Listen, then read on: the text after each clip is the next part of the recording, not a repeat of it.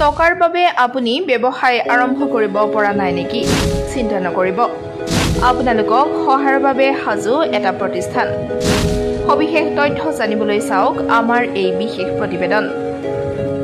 কি চহৰ কি গ্ৰামাঞ্চল সকলোতেই একাংশ লোকৰ স্বাৱলম্বিতাৰ একমাত্ৰ ভৰসা হৈ পৰিছে বন্ধন বেংক।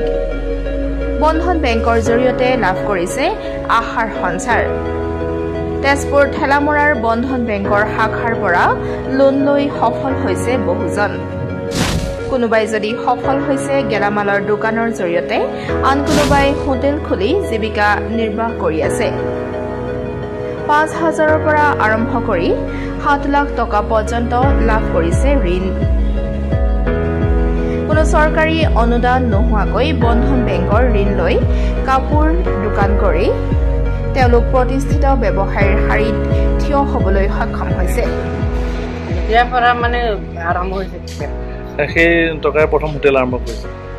নাই, বেলেগ কাম কৰিছিলে। এতিয়া মানে প্ৰথম কিমান টকা লৈছিল? ৫,০০০ পায়। এতিয়া কিমান পাইছে? ২ লাখ পৰ্যন্ত পাইছে। বন্ধনে সহায় কৰিছে নাই আপোনালোকক? সহায় কৰিছে ন? কৰ্মসংস্থাপন বিচাৰি অন্য ৰাজ্যলৈ ঢাপলি মেলা যুৱক যুৱতীসকলৰ বাবে নিতান্তই উত্তম আদৰ্শ স্বৰূপ ঠেলামৰাৰ এইসকল ব্যক্তি।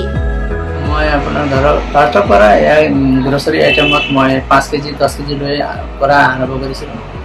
আৰু তেতিয়া সহায় কাপা আৰম্ভ হৈছিল? মই বন্ধন বেংকে সহায় কৰিছিলোঁ। প্ৰথমতে কিমান লৈছিল? মই 35,000ৰ পৰা আৰম্ভ কৰিছিলোঁ ঠেলামৰাৰ পৰা। ঠেলামৰা চাব বিল্ডিঙৰ পৰা। তাৰপিছত মই এতিয়া 7 লাখলৈকে পাৰোঁ আৰু 7 লাখ বিহেভে হওক আৰু এনে প্ৰত্যেকটো ষ্টাফৰ সৈতে মানে মোৰ এটা ভাল ৰিলেশ্যন। আৰু বন্ধন বেংকে এই অঞ্চলটোক কেনেকৈ সহায় কৰিছে? বহুতেই প্ৰত্যেক ঘৰতে মানে নিবনুৱা মানুহক সংস্থাপন কৰা এটা দিশ হিচাপে বন্ধন হিচাপে। আপুনিও যদি ভাবিছে যিকোনো ব্যৱসায় আৰম্ভ কৰিবলৈ কিন্তু হাতত টকা নাই, তেন্তে আজিয়েই যোগদান কৰক আপোনাৰ ওচৰত থকা বন্ধন বেংকৰ সৈতে।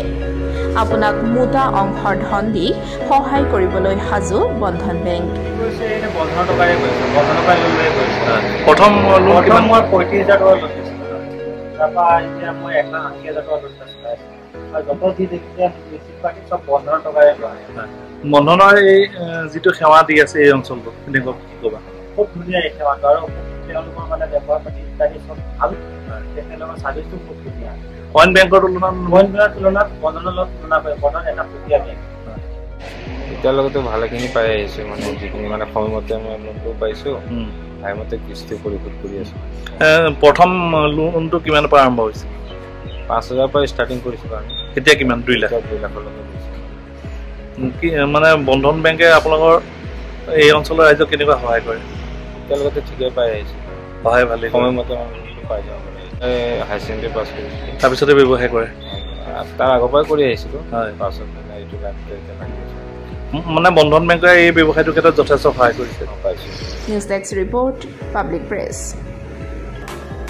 পাব্লিক প্ৰেছ নামেই যাৰ পৰিচয়, ৰাইজৰ কাষত ৰাইজৰ বাবে আৰু ৰাইজে যাৰ পৰিচালনা শক্তি। আপোনালোকে চাই আছে পাব্লিক প্ৰেছ, নিৰ্ভীক জনতাৰ কণ্ঠ।